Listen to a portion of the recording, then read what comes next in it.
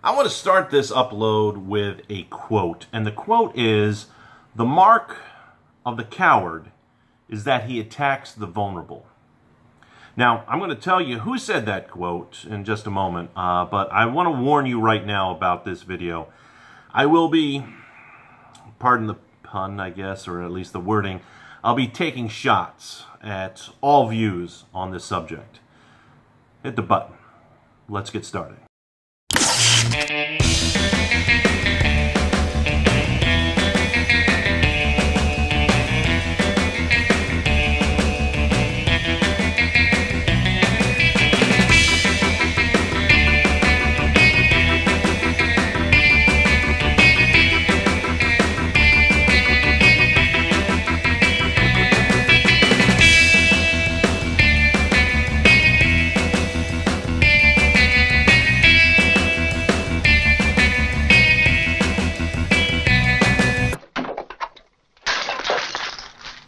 Hey there, hi there, ho there, Andrew here, the horror host of Generations X, Y, and Z inside Davis Manor, and I'm going to talk about school shootings and what to do about them. And before I begin, I want to do a shout out to all the patrons of this channel. These fine individuals right here have joined me on an awesome journey of creating some very cool things like this free video that you are watching right now. And you too can be part of the show by clicking the link above or the links in the description box or at the end of the video as well. All earning some swag, and more importantly, having a say in the direction of the channel, and also having a say in future projects. Now, I'd like to say right from the get-go here, I'm not monetizing this video at all, and I want you to know that the patrons of the channel don't know what I'm talking about right now. I haven't gone over anything with them. This is not their views. This is not their political beliefs. This is not anything that they are endorsing. So hopefully I do not lose anybody as a patron saying this, but this has been weighing on my heart for, well, ever since the shooting occurred on Valentine's Day. So I really feel that I need to talk about this. And I'm going to go ahead and give you the quote that I said earlier. I'm going to repeat it again for you. The mark of the coward is that he attacks the vulnerable. Now, the pronoun to that quote is he, but it applies to all. It doesn't matter what the gender is. And if you agree with that sentence, congratulations. I agree with that too. And you have just agreed to a quote by an individual by the name of Marty Rubin. Now, if you don't know who Marty Rubin is, that's quite all right. I'm going to go ahead and tell you a little bit about Marty Rubin. Ooh. The dog is upset that you don't know who Marty Rubin is. Marty Rubin is a South Florida gay activist. He was born in 1930 and he died in 1994 due to a struggle with AIDS.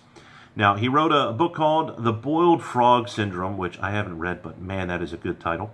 But he has a lot of great quotes, quotes that I have seen, and I really suggest you go ahead, choose your favorite search engine, type in his name, look for some quotes. I am sure you're going to find some inspiration by some of the things that he has said. Now, I have used Marty's quote because there are going to be some people that agree with the quote that just don't agree with his lifestyle. There are going to be some people that don't agree with activists at all. In general, I have a problem with some activists. Some might not agree with his political affiliations that he had before he passed, and I could say that I don't agree with 100% of his political beliefs as well, but everyone can agree with that quote. It is common ground, and common ground is where we build from. It is the firmest foundation that we possibly can have as a society, as a culture, as whatever. Now, I'm not going to go ahead and pad out this video at all with a recap of what happened at the Parkland shooting. Everybody knows what has happened. If you've clicked on this video, you know what has happened. You know about the shooter, but more importantly, you know about the victims of this event. And I really want to talk about what happens after. You know, the days that have happened now after the event, stuff we're still talking about, still on the news, on all sides of the spectrum. and how all sides of the spectrum are wrong that you are being fed to. And you might have said as well. Chances are you're going to agree with me on a majority of things that I'm going to say in this video, and there'll probably be one thing that I critique that you are very passionate about, and that might get me a thumb down on this video, and who knows, you might even leave a comment cursing at me. You know, I definitely know that experience of the last couple of videos that I put up, the upcoming Halloween critique and the Walking Dead series. I've gotten a decent amount of hate, but I'm digressing here. The first thing that I want to talk about is a very popular statement that I hear on the radio, I see it on the TV, I see it online, I've heard it in person, and that is the statement, something has to be done. Now, it's said in frustration, but no one ever defines something. And I've asked, what? What is the something? What's the something that you want done? And the majority of the time, people don't have the answer. They're like, I don't know, just something, this can't go on anymore. And that's the frustration there. And I can understand that because I have that frustration as well. That normally people look to politicians for the answers. They look to some type of civil servant. Anyone else but themselves. And that's the problem with that statement, is that people grow very frustrated about all of this, especially if it happens in their area. I can say firsthand, living in the Orlando area, the frustration because of the Orlando Pulse shooting. And people still have not grieved completely yet. And that is another perfect example of how a coward attacked the vulnerable. It's despicable. Now, I'm going to talk about all sides of the spectrum, like I had said. I'm not only talking about one side, so don't think that I'm targeting one side and not the other, okay? Let me just go to the second most thing that I've heard of the most, radio, TV, in person, online. And that is ban AR-15 assault rifles. Now, the problem with banning the AR-15 assault rifle is that assault rifles are already banned. That has been law. And the other problem to that is the AR-15 is not an assault rifle. A lot of people think that AR stands for assault rifle or automatic rifle, and it doesn't. The AR stands for Armalite rifle. Those are the people that designed the rifle, and that was developed in the 1950s. Price range for that is somewhere between $400 to $1,000 new. I mean, higher end if you want a new fancy gun that looks pretty cosmetically. And the AR-15 was designed cosmetically. It's designed to look like a military weapon, even though it is a semi-automatic rifle. Now, I don't know if there's a lot of shooters out there that have $1,000 to go ahead and spend on a gun. Not to mention the cost of the bullets. The bullets take you about $25 a magazine, and you have to buy the magazine clips as well, and anything else that comes with it. So you are putting in a decent amount of change. And why I'm saying that is not to just say, well, you know, only the rich people are shooting us. That's not the case. And some people might think that $1,000 isn't a lot of money. It is to me. But I'm saying this because this is not an impulse thing. People just don't have, that kind of money, cash, lay it down, and that's it. This has to be saved for. It has to be planned. And most people that do a mass shooting have planned things out months at a time. This last one is not any different. This person, it has been proven, this person has planned this out. But getting back to the banning of the gun, can you just ban it anyways? And the answer is no. Well, you can't. When someone wants to murder somebody, it is a criminal thought. It's criminal intent, as Law and Order would have you know. If you ban guns, it doesn't stop criminals. It just stops law-abiding? I can't even say that. Law-abiding citizens. It just stops them from owning a gun. I mean, if somebody wants to go out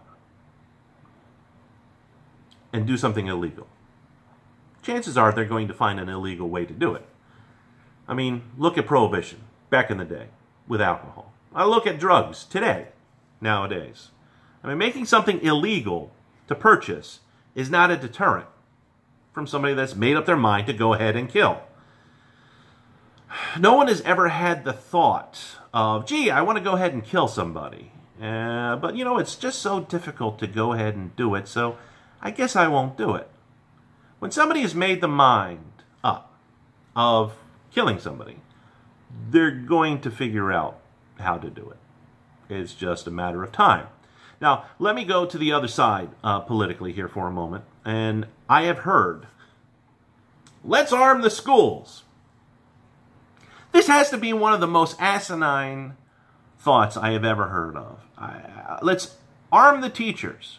Just like, you know, let's arm the pilots when airplanes were getting hijacked. Let the pilots pilot the plane. Let the teachers teach. I just don't understand that. It would only be one school year. It would just take one school year for a teacher. Just picture this. An older male-female teacher has got their gun in their desk. Got their key on them. Okay, so it's locked up. Okay. How long, I would say one school year, before some punk kid goes and knocks out the teacher, gets the key, opens up the case, they've got a gun in the class, and shoots the person that was sleeping with his girl? And maybe other people, you know, maybe some people try and stop him, so that one death suddenly becomes a handful of deaths. So who's at fault at that time? Is it the school's fault? I mean, they had the gun there. Is it the teacher's fault? Does the school get sued? Does the teacher get sued? What if the teacher died? Does the family then sue the school because they put the teacher in jeopardy? Because they were in an armed class? It's just, there's got so many problems with that. I mean, chances are the teacher doesn't want the gun in the first place. Most teachers that I know don't have guns in their home. Why would they have guns in the place that they work? Sorry for the jump there. I had a phone call, and well, I was expecting a phone call. My phone went off. I'm recording this on my phone, so yeah, I don't have any AC going on in the house right now, and being in Central Florida, you need to have AC. So let's go into the answer of police in the school. Okay, we need to have school marshals, kind of like we have air marshals at the airport. And I believe, I could be wrong, but I believe there has been 25 school shootings since the 1999 Columbine, to include the Columbine shooting. So that averages out about 1 1/3 every year on average. So if we took the highest fatality, which would be this last school shooting, that would be 17, and we multiplied that by 25, and I'm flipping out in and out on this camera. So we take the 17 deaths, times that by 25 over the 19 years, that is 425 deaths. Now, that is not a true number. That number is much higher because the other schools had less deaths there. But I want to use that number just to point out that in 1 year, in the year 2017, Chicago had 650 homicides, most of them being shootings. And Chicago is a city that has very strict gun laws. But again, pointing out, you can't stop somebody from killing somebody when their intent is strictly to kill someone. It's going to happen. Might not happen right away, but it's going to happen. Now, getting back to the police and school. According to the National Center of Education Statistics, there is 98,817 public schools during the year of 2009 to 2010. I couldn't find anything more current because I wanted to get this video out, and researching can take a little bit of time while you're looking up this stuff. So let's just say there's 99. All right, we're going to round it just a little bit up. We're going to say 99,000 schools, okay, because it's 8 years after this. I'm sure they've opened up a couple more schools since then. So how many police would have to be hired per school? Would it be 5, 10? I mean, they're going to be full-time. They're going to have benefits and all that stuff, right? You're going to have to hire some police to cover the other police that have days off. So according to the Bureau of Labor Statistics Occupational Employment Statistics Survey, this is in May of 2015. The average annual salary for a police and sheriff patrol officer is $61,270. That's average among the nation. Okay, so let's go ahead and just knock it down to 61,000. So times that by 10, that's $610,000 per public school. And there are 99,000 public schools. Again, public schools, not private schools. I'm not including the private schools here. So that means for salaries alone, the U.S. government would have to spend over $60.3 billion in salaries. Billion with a B. Okay, that's not paying for benefits. That's not paying for equipment. That's not paying for the upkeep on equipment and all that other stuff. It's not paying for the administration that has to go ahead and do all the hiring and all the paperwork and everything. So that is just salaries for the police themselves. All to be a deterrent, not a prevention, just a deterrent for 1.3 school shootings on average per year.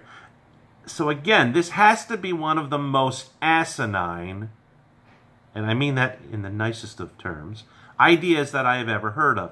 There are people out there like Sean Hannity, who I have watched and I have listened to. He is humping up and down this idea left and right that you have to have police all over the place at schools. Now this, I want you to get this into perspective. People are going nuts right now because Trump wants $25 billion for the wall. That's a one shot for the construction.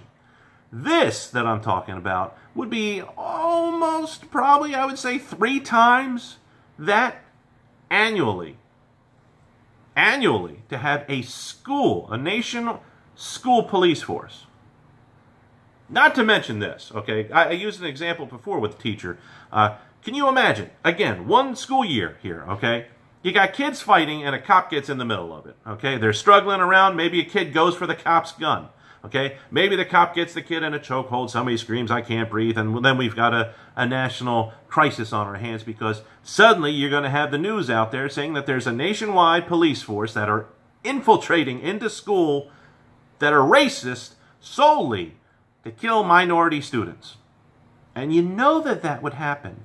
That would be on blogs. That would be on the internet news. That would be on cable news. Now, let me sidebar here for a moment, okay? Some people have turned to religion on this. Some people have mocked the religion movements.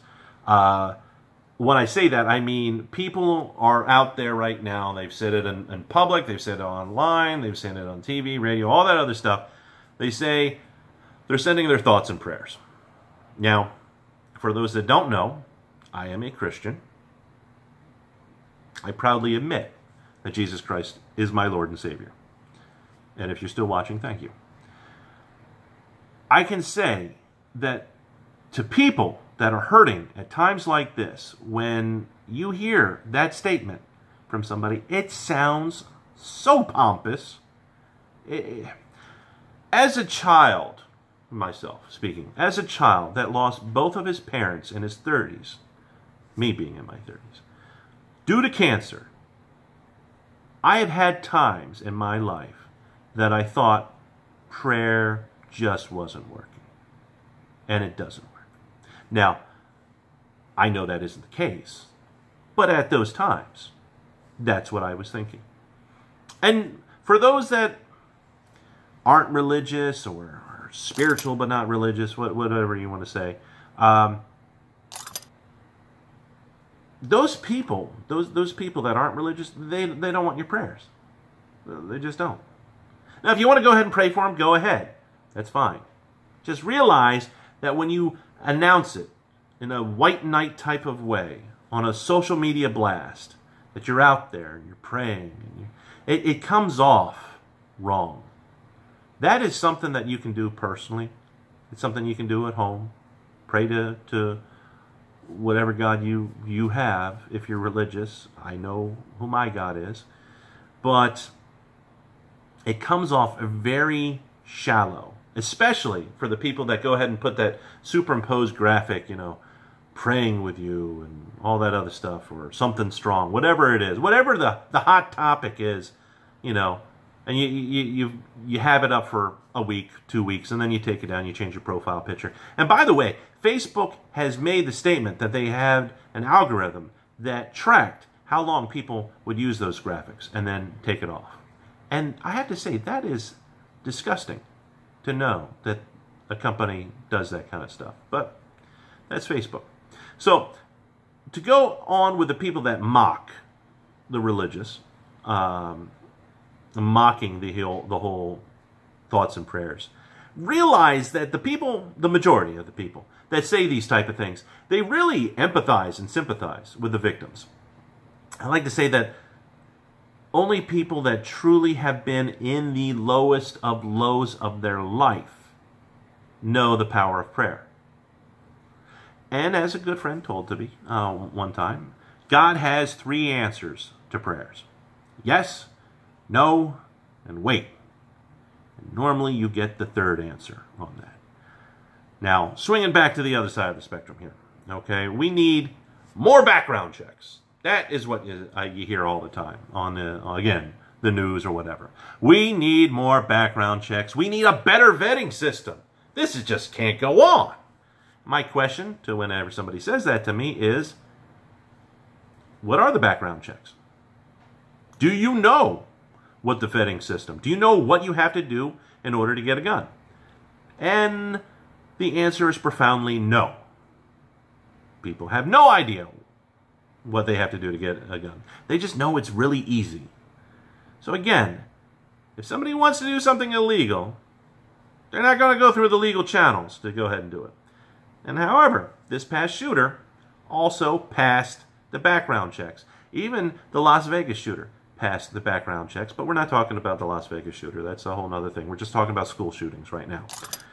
You see, the Second Amendment, which there will be people that will clutch to that, it gives us the right to bear arms. It does not say that we have the right to bear arms after being properly vetted and paying for a background check.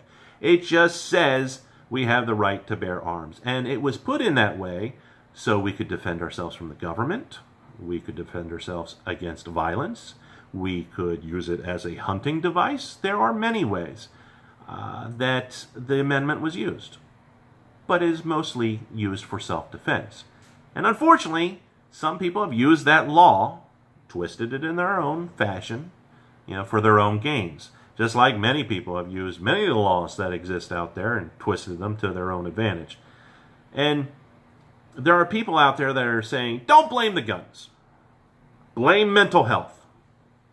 It's all about the mental health. People are nuts. Well, yeah, people are nuts if they want to go ahead and do that. That's a given. But even the sheriff of Broward County, I can't remember the person's name right now, he's talking about mental health. And he's got this idea that is just, it's terrifying, okay? He wants to detain people on their social media posts alone. And thank you. Someone scored a goal. That was my dryer. Example. I made a post, Valentine's Day. This is before I knew anything about the shooting or anything. But I say with this graphic, remember, when you give someone a heart this Valentine's Day, there is no rule. It has to be yours. Now, some might find that a little disturbing. Other people know that I review horror movies when I'm online, and that I have a morbid sense of humor, yes, but people can consider that a threat. Maybe I'm inciting violence. See, that is all about interpretation, and that is what is dangerous about that. And speaking of interpretation, let's go back to the phrase mental health. Why define mental health? People say, well, if you suffer from mental health, or if you're a mental health victim, you shouldn't own a gun. Okay, define that. No one does. They just say that tagline. Repeat it all the time on the news and on TV. Well, what's mental health issue? What if you're suffering from mental health? Does that mean PSD? PTSD. I don't know what the other abbreviation is. PTSD. Okay? Post-traumatic stress disorder, if you don't know what that is. Vets coming back from a war, a battle. tend to, well, not always, about, I think the statistic is 10 to 20%, okay, come back with some form of PTSD. So does that mean the vets should not have guns at that point in time? You know, they've been checked for that, so we're done, no more guns for you? What about a woman, let's say, that gets brutally raped, and she wants to have a gun in self-defense, but she has PTSD from that brutal rape? Does she not allow? She's not allowed to have a gun to defend herself? I mean, there's a good portion of this country that is on some type of medication. Okay, where do you draw the line? People have anxiety issues, or they have emotional support therapy dogs. You know, the service animals. Are they not allowed to have a gun? I mean, the term mental health is so broad of a term, it never gets defined. And that really brings me to all the answers that I've been talking about. None of these answers are really defined. They're just given a headline, and nobody talks about it. And yeah, we need a comprehensive blah, blah, blah, blah, blah. No. Yeah, we need to have a debate. No. You need to define it. We don't need to have a debate. Okay? You give me an answer, and I go, explain your answer. That's it. But these are all outside answers. The gun is at fault. The mental health, or the mental well-being of the shooter, that's to blame. Like, they got temporary insanity. The gun is too easy to get. We're not protected enough. We need to have more security. We need to have armed security. None of these are the answers at all, whatsoever. But there is an answer, and I have it, which is why I made the video. The answer is called accountability. People just aren't held accountable. In anything. Back in the 1950s, I wasn't around, but there's pictures out there. Look at that one. I found one for you. It's gun safety class in school. They would have an officer show up and show the proper way to handle a weapon. There was a lot less school shootings back then. Why? Because school shootings is a modern day issue. If you go back in the days of little Johnny Appleseed, who started off things with a slingshot, then moved to a BB gun or a buckshot shotgun, whatever it might be, all of those weapons, and yes, even a slingshot is a weapon, all of those weapons were taken to school. The school marm would go ahead and put them aside.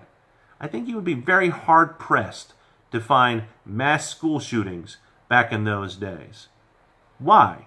Because kids were held accountable for all the actions that they take, and not so much now. So, is that the parents' fault? I think it is, partially. Let me go on. To any parent that is watching this right now, no matter how the age, okay, but if you have an infant, don't worry about answering this. But if you are a parent and you're watching this, my question is, how many social media accounts does your child have? Do you know? Chances are you don't know. Do you have access to your child's phone where you can see all the apps that they have on there? Can you open up those apps, or are all password locked and you don't know what the passwords are? Okay. Now some people might say, well, I respect my child's privacy. Wrong. That's BS. You are the parent. You need to know what's going on in your child's life. I'm not telling you how to raise your children, okay? But you are turning a blind eye to something that's going on, okay? That child might be getting taken advantage of by anybody, a teacher, another student, or they might be saying stuff that is wickedly bad online that needs to be addressed. But you don't know. Or, my child pays for their phone bill, so, it's theirs. Wrong. Again, you are the parent. You need to be held accountable too on this. And it's not just the parents. There's friends of the people that have gone through this, other family members, brothers, sisters, cousins, aunts, uncles, grandparents, whatever. Okay? There's other students that the kids go to school with. That's one thing that kind of blew my mind. I watched interviews of some of the kids that went to school, and they were not shocked that this happened. They just kind of knew it was going to happen.